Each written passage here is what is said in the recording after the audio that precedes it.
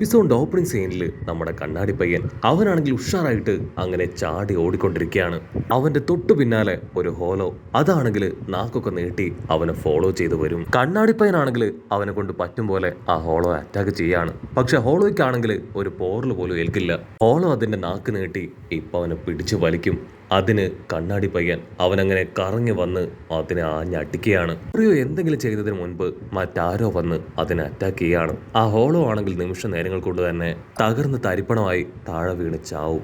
അത് കണ്ട് കണ്ണാടി പയ്യൻ അവൻ സർപ്രൈസ്ഡ് ആയിട്ട് തിരിഞ്ഞു നോക്കും. അപ്പൊ അവൻ കാണും ലോങ് ഷോട്ടില് അവന്റെ പപ്പയെ.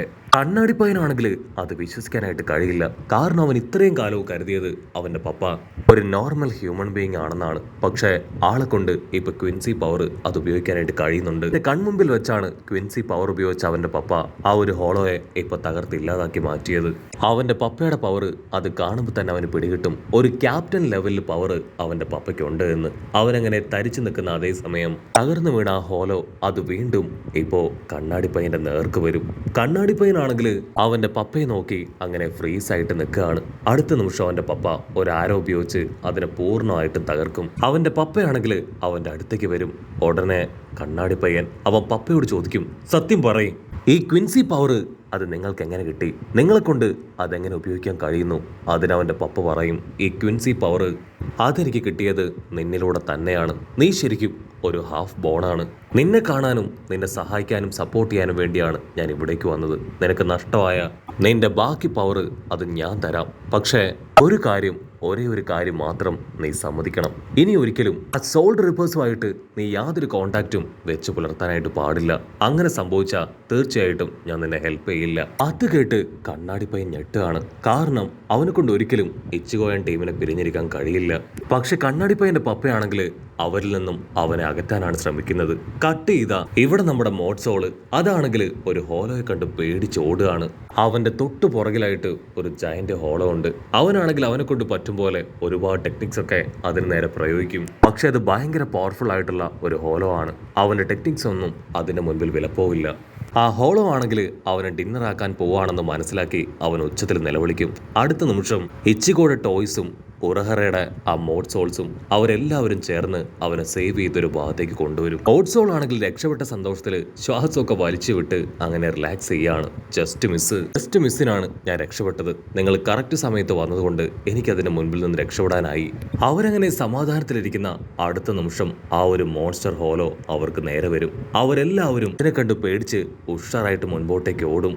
അല്പസമയം മുൻപോട്ടേക്ക് ഓടി കഴിയുമ്പോഴേക്കും ആ ഒരു മോൺസ്റ്റർ അവരുടെ തൊട്ട് മുൻപിലേക്ക് വരികയാണ്. ആ ടൈം പീസ് പെണ്ണാണെങ്കിൽ മോഡ്സോളിന് നല്ല പവർ കൊടുക്കും. അവൻ ആ പവർ ഉപയോഗിച്ച് സ്ക്വാഡൊക്കെ വെച്ച് അതുമായിട്ട് ഫൈറ്റ് ചെയ്യാൻ ശ്രമിക്കും. പക്ഷെ അത് റിയൽ ഇച്ചിഗോ അല്ല, അവന്റെ വെറും മോഡ്സോൾ മാത്രമാണ്. അതുകൊണ്ട് ഒരുപാട് നേരം ആ ഹോളോയായിട്ട് അവന് പിടിച്ചു നിൽക്കാനാവില്ല. ഹോളോ ആണെങ്കിൽ ആ മോഡ്സോളിനെ പിടിച്ചു വലിച്ച് അങ്ങനെ അവന്റെ കയ്യിൽ ചുരുട്ടിയെടുത്ത് ഇപ്പോൾ ഒരു ഭാഗത്തേക്ക് പോകും. അതിനുശേഷം കൈ ചുരുട്ടി അവൻ മോഡ്സോളിനെ ആഞ്ഞടിക്കാനായിട്ട് ശ്രമിക്കും. പക്ഷെ അടുത്ത നിമിഷം ഒരു ഡിഫെൻസീവ് ലൈറ്റ് പവർ അത് മോഡ്സോളിനെ കംപ്ലീറ്റ് ആയിട്ട് അങ്ങനെ കവർ ചെയ്യും. ഹോളോയുടെ അറ്റാക്ക് അത് മോഡ്സോളിന്റെ ദേഹത്ത് വീഴില്ല.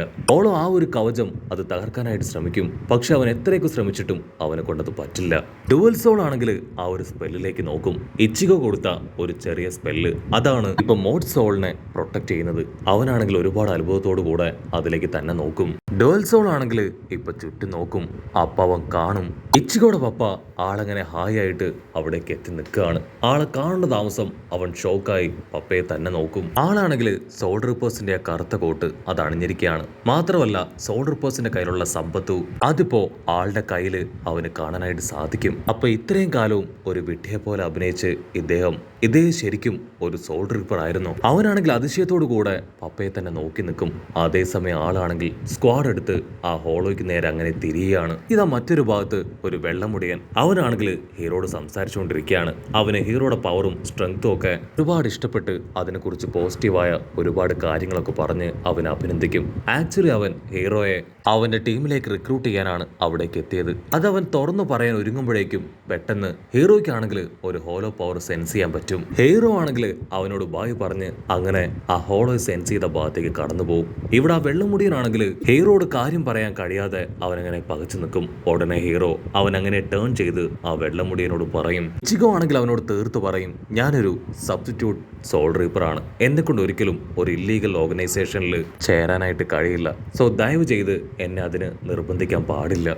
വെള്ളമുടിയനാണെങ്കിൽ അത് കേട്ട് ഒരുപാട് ഡിസപ്പോയിന്റഡ് ആയി അങ്ങനെ തല താഴ്ത്തി നിൽക്കും. ഹീറോ ആണെങ്കിൽ ആ ഹോളോയെ സെൻസ് ചെയ്ത ഭാഗത്തേക്ക് അങ്ങനെ നല്ല സ്പീഡിൽ മുൻപോട്ടേക്ക് പോവും. ഇതാ ഇവിടെ ഹീറോയുടെ പപ്പ ആളാണെങ്കിൽ ആ ഹോളോയെ നശിപ്പിച്ച് ഡുവൽ കോണിന്റെ അടുത്തേക്ക് വരും. ഈ ഒരു സ്പെല്ല് അത് നിന്നെ ചെറുപ്പം മുതൽ പ്രൊട്ടക്ട് ചെയ്യാനാണ് നിന്റെ കൂടെ ഞാൻ കരുതാനായിട്ട് നൽകിയത്. കാരണവശാലും നീ ഇത് കൈവിട്ട് കളയരുതെന്ന് പറഞ്ഞ് ആളങ്ങനെ കടന്നു പോവും. ഡുവൽ സോൾ ആണെങ്കിൽ അത് കേട്ട് ഷോക്കായി പപ്പയെ തന്നെ നോക്കും. ആൾക്ക് ഇത്രയും സ്നേഹം അവനോടുണ്ടെന്നുള്ള കാര്യം ഇപ്പോഴാണ് ഡുവൽ സോൾ പോലും തിരിച്ചറിയുന്നത്. പപ്പയാണെങ്കിൽ അങ്ങനെ ടേൺ ചെയ്ത് ഡുവലിനോട് പറയും, എനിക്ക് വളരെ മുമ്പ് തന്നെ നിന്നെ കുറിച്ച് അറിയാമായിരുന്നു. നിന്റെ ഉള്ളിലും ഒരു സോൾ റീപ്പർ പവർ ഉണ്ടെന്ന് എനിക്ക് നല്ല ബോധ്യമുണ്ടായിരുന്നു.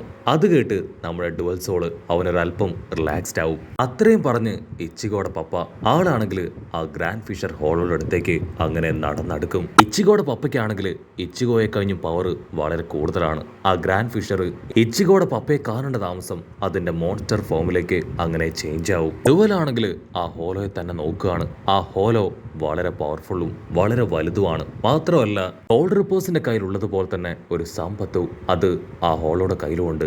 ഈ ഹോളോയ്ക്ക് എങ്ങനെ സാമ്പത്തു അത് ലഭിച്ചു ചിന്തിച്ച് അവനാണെങ്കിൽ അങ്ങനെ കൺഫ്യൂസ്ഡ് ആയിട്ട് നിൽക്കും. ഉടനെ ഇച്ചിഗോയുടെ പപ്പയാണെങ്കിൽ ഇപ്പൊ ഡുവലിനോട് പറയും, ഇതൊരു ഹോളോ എക്സ്പെരിമെന്റ് ആണ്. ഹോളോസ് നടത്തുന്ന എക്സ്പെരിമെന്റ്സിലെ ഒരു ടെസ്റ്റ് സബ്ജക്റ്റ് അത് മാത്രമാണ് ഇവൻ. അതുകൊണ്ടാണ് സാധാരണ ഹോളോസിൽ ഇല്ലാത്ത പല കാര്യങ്ങളും ഇവന്റെ ബോഡിയിലുള്ളത്. ഇവൻ അവര് കണ്ടുപിടിച്ച ഒരു ഗ്രാൻഡ് ഫിഷർ ഹോളോ ആണ്. ഒരു കാരണവശാലും ഈ ടെസ്റ്റ് സബ്ജക്റ്റിനെ ഞാൻ വെറുതെ വിടില്ല എന്ന് പറഞ്ഞ് ഇച്ചിഗോയുടെ പപ്പയാണെങ്കിൽ അതിനെ അച്ചറം പൊച്ചറം ആഞ്ഞു വെട്ടും. ഹോളോയ്ക്കും നല്ല പവറാണ്. അതതിന്റെ പവർഫുൾ ആയിട്ടുള്ള സാമ്പത്ത് ഉപയോഗിച്ച് ഇച്ചിഗോയുടെ പപ്പയും അറ്റാക്ക് ചെയ്യും. പക്ഷെ ഇച്ചിഗോയുടെ പപ്പയാണെങ്കിൽ അങ്ങനെ സൈഡിൽ ശബ്ദം ഉണ്ടാക്കി അതിനെ വെട്ടിത്തിരിപ്പിച്ച് കഴുത്തിൽ ആഞ്ഞു വെട്ടി അതിനെ കൊന്നു തള്ളും. ഡുവലാണെങ്കിൽ ആ കാഴ്ച അത്ഭുതത്തോടു കൂടെ നോക്കി നിൽക്കുകയാണ്. അതിന് ഇച്ചിഗോയുടെ പപ്പ പറയും, ഒരു സോൾ റീപ്പർ ക്യാപ്റ്റന് ഇതുപോലുള്ള പല കാര്യങ്ങളും ചെയ്യാനായിട്ട് കഴിയും. അത്രത്തോളം ട്രെയിൻഡ് ആണ് ഓരോ സോൾ റീപ്പർ ക്യാപ്റ്റൻസും എന്നാണ് പറയുന്നതോടു കൂടെ ഈ ഒരു എപ്പിസോഡും അവസാനിക്കുന്നു.